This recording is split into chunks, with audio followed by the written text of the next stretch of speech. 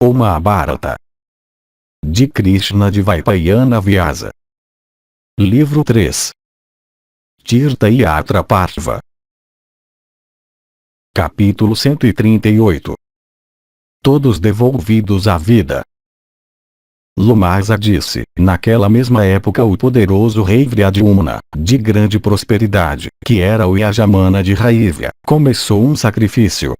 E os dois filhos de Raivya, Arvavasu e Paravasu, foram empregados por aquele monarca inteligente para ajudá-lo na realização da cerimônia.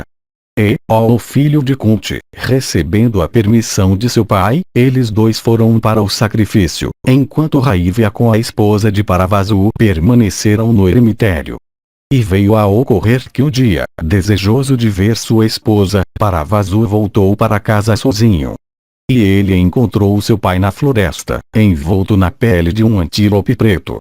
E a noite estava adiantada e escura, e Paravasu, cego pela sonolência naquela floresta profunda, confundiu seu pai com um veado desgarrado. E, confundindo com um veado, Paravasu, por causa da segurança corpórea, sem querer matou seu pai. Então, ó filho de Bharata, depois de realizar a cerimônia fúnebre de seu pai, ele voltou para o sacrifício e lá dirigiu-se ao seu irmão dizendo: tu nunca serás capaz de realizar esta tarefa sem ajuda. Eu porém, matei nosso pai, confundindo com o veado. Ó irmão, cumpre um voto por mim, prescrito no caso do assassinato de um Brahmane. Ó Muni, eu serei capaz de realizar este trabalho sacrificial, sem nenhum assistente. Arvavasu disse: então oficia tu mesmo neste sacrifício do talentoso Vyadyumna, e por ti eu irei, trazendo os meus sentidos sob controle perfeito, cumprir o voto prescrito no caso do assassinato de um Brahmane. Lomasa disse: tendo cumprido o voto relativo ao assassinato de um Brahmane, o sábio Arvavasu voltou ao sacrifício. Vendo seu irmão chegar, Paravasu, em timbre de voz abafado pela malícia, dirigiu-se a Vyadyumna, dizendo: ó rei, cuida para que este assassino de um Brahmane não entre no teu sacrifício, nem olhes para ele. Até por um olhar o assassino de um Brahmane pode, sem dúvida, te prejudicar. Ó senhor de homens, imediatamente ao ouvi-lo, o rei mandou seus servidores expulsarem Arvavasu.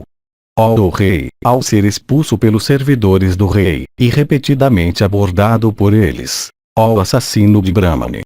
Arvavasu mais do que uma vez gritou: não fui eu quem matou um Brahmane. Nem ele próprio cumpriu o voto por sua própria causa. Ele disse que seu irmão tinha cometido pecado, e que ele o tinha libertado disso. Tendo dito aquilo com raiva, e sendo repreendido pelos servidores, o sábio Brahmane de penitências austeras retirou-se em silêncio para as florestas. Lá, dirigindo-se às penitências mais severas, o grande Brahmane procurou a proteção do sol. Nisso a revelação, ensinando o mantra relativo ao culto do sol, manifestou-se para ele aquele Deus eterno que obtinha sua parte da manteiga sacrificial primeiro, apareceu diante dele em uma forma incorporada. Lomasa disse: os celestiais, ó rei, estavam bem satisfeitos com Arvavasu por suas ações. E eles o fizeram ser empregado como o sumo sacerdote no sacrifício de Vyadyumna, e Paravasu ser despedido dele. Então Agni e os outros celestiais por iniciativa própria concederam bênçãos a Arvavasu. E ele também rogou que seu pai fosse devolvido à vida. Ele em seguida pediu que seu irmão fosse absolvido de seu pecado, que seu pai não tivesse recordação de ter sido morto, que Bharadvaja e Avakri fossem ambos devolvidos à vida, e que a revelação solar alcançasse celebridade sobre a terra. Então Deus disse: que assim seja, e conferiu a ele outros benefícios também.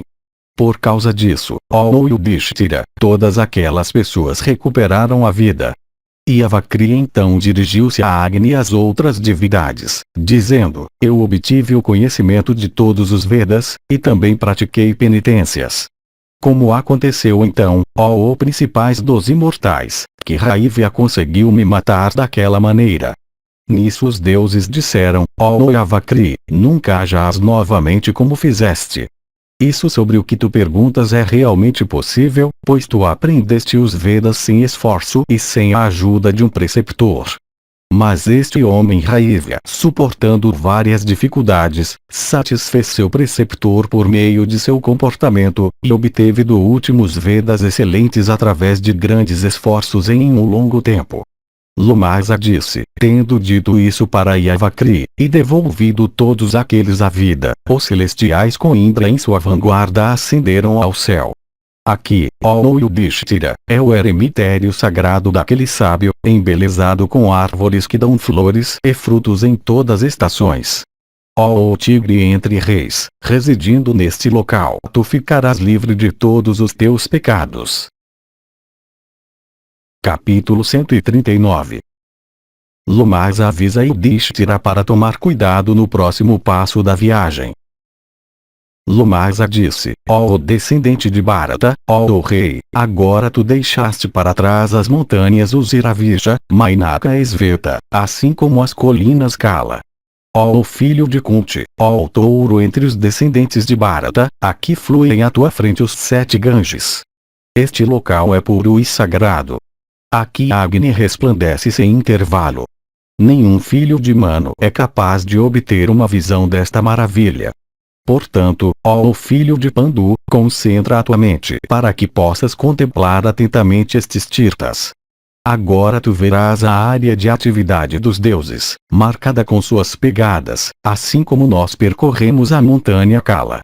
Nós agora subiremos aquele penhasco branco, a montanha Mandara, habitada pelos Yakshas, Manibhadra e Kuvera, rei dos Yakshas. Ó rei, neste local 80.000 Gandharvas velozes, e 4 vezes tantos Kimpurshas e Yakshas de vários aspectos e formas, segurando várias armas, servem a Manibhadra, rei dos Yakshas. Nestas regiões seu poder é muito grande. E em velocidade eles são assim como o vento. Eles podem, sem dúvida, tirar até o Senhor dos Celestiais do seu lugar.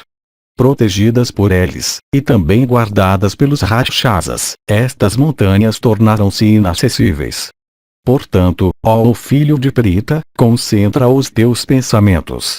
Além disso, ó filho de Kunti, aqui estão os ministros ferozes de Kuvera e sua família Rakshasa. Nós teremos que encontrá-los, e, portanto, ó filho de Kunti, reúne as tuas energias. Ó rei, a montanha Kailasa tem 6 yojanas de altura. Ela contém uma gigantesca jujubeira. E, ó filho de Kunti, inúmeros deuses e Yakshas e Rakshasas e Kinnaras e Nagas e Suparnas e Gandharvas percorrem este caminho, ao irem em direção ao palácio de Kuvera. Ó rei, protegido por mim, assim como pelo poder de Bhimasena, e também em virtude do teu próprio ascetismo e autodomínio, mistura-te hoje com eles. Que o rei Varunayama, o vencedor de batalhas, e Ganga, e Yamuna, e esta montanha, e os Maruts e os gêmeos Asvins, e todos os rios e lagos te deem segurança. E, ó refulgente, que tu possas ter segurança de todos os celestiais e dos Asuras, e dos vasos. Ó deusa Ganga, eu ouço o teu ribombar desta montanha dourada, sagrada para Indra. Ó deusa de grande ventura, nestas regiões montanhosas, protege o rei, adorado por todos da linhagem de Ajamida. Ó filha da montanha Himalaia, este rei está prestes a entrar nestas regiões montanhosas. Portanto, concede proteção a ele. Tendo-se dirigido assim ao rio, Lomasa ordenou Yudhishthira, dizendo, sê cuidadoso. Yudhishthira disse, esta confusão de Lomasa é sem precedentes. Portanto, protejam Krishna e não sejam descuidados. Lomasa conhece este lugar como de acesso difícil sem dúvida. Portanto, pratiquem aqui a máxima limpeza. Vaisampayana disse, ele em seguida dirigiu-se ao seu irmão Bhima de bravura imensa, dizendo, ó Bhimasena, protege Krishna com cuidado. Arjuna esteja perto ou longe, Krishna em momentos de perigo sempre procura a proteção de ti somente.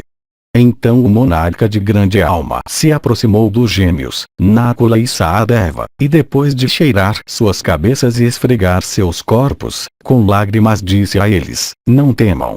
Prossigam, no entanto, com cautela. Capítulo 140. A parte mais austera da viagem até agora começa. Yudhishthira disse: ó Vrikudara, há espíritos invisíveis poderosos e fortes neste local.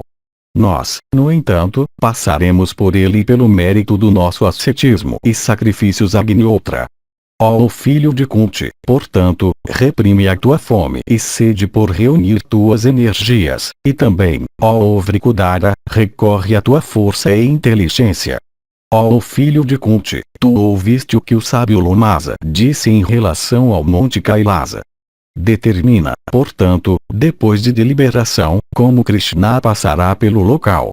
Ó o poderoso Bhima de olhos grandes, volta daqui, levando contigo Sahadeva, e todos os nossos aurigas, cozinheiros, empregados, carros, cavalos, e brahmanes desgastados pela viagem, enquanto eu junto com Nakula e o sábio Lomasa de austeridades severas prosseguiremos, subsistindo da dieta mais leve e cumprindo votos. Na expectativa da minha volta, espera cautelosamente na fonte do Ganges, protegendo Draupadi até eu retornar. Bhima respondeu: ó descendente de Bharata, embora esta princesa abençoada esteja muito aflita pelo esforço e pobreza, ainda assim ela prossegue facilmente, na esperança de ver a ele de corcéis brancos Arjuna. O teu desânimo também já é muito grande por não veres Arjuna de grande alma, que nunca foge da luta. Ó Bharata, é desnecessário então dizer que quando tu não vires nem a mim mesmo nem Sahadeva nem Krishna, teu desânimo sem dúvida aumentará. Seria melhor os brahmanes voltarem com os nossos empregados, aurigas, cozinheiros e quem quer mais que tu possas mandar. Eu nunca te deixarei nestas regiões montanhosas inacessíveis e acidentadas, infestadas por rakshasas. E, ó tigre entre homens, também esta princesa de grande ventura, sempre devotada a seus maridos, não deseja voltar sem ti. Sahadeva é sempre devotado a ti, ele também nunca voltará pelo mesmo caminho. Sua disposição é conhecida por mim. Ó rei, ó monarca poderoso, nós estamos todos ávidos para ver Savyasashin, e portanto, vamos todos juntos. Se formos incapazes de prosseguir sobre esta montanha em nossos carros, cheia como ela é de desfiladeiros, bem, nós seguiremos a pé. Não te incomodes, ó rei, eu carregarei a filha de Panchala onde quer que ela seja incapaz de andar. Ó rei, eu já decidi sobre isso. Portanto não deixes a tua mente ser distraída. Eu também carregarei por regiões inacessíveis aqueles heróis de corpo delicado, os gêmeos, a alegria de sua mãe, onde quer que eles sejam incapazes de prosseguir. Yudhishthira disse: que a tua força aumente, ó Bhima, já que tu falas dessa maneira, e porque tu audaciosamente te comprometes a carregar a ilustre Panchali e esses gêmeos. Abençoado sejas. Tal coragem não se encontra em nenhum outro indivíduo. Que a tua força, fama, mérito e reputação aumentem. Ó de braços longos, como tu te ofereces para carregar Krishna e nossos irmãos os gêmeos, a exaustão e a derrota nunca serão tuas. Vaisampayana disse: então a encantadora Krishna disse com um sorriso: ó descendente de Bharata, eu serei capaz de prosseguir, e, portanto, não fiques tão ansioso por minha causa. Lomasa disse: o acesso à montanha Gandhamadana é obtido somente por força de ascetismo. Portanto, ó filho de Kunti, todos nós praticaremos austeridades. Ó rei, Nakula, Sahadeva, Bhimasena, tu e eu mesmo então veremos aquele dos corcéis brancos, ó filho de Kunti.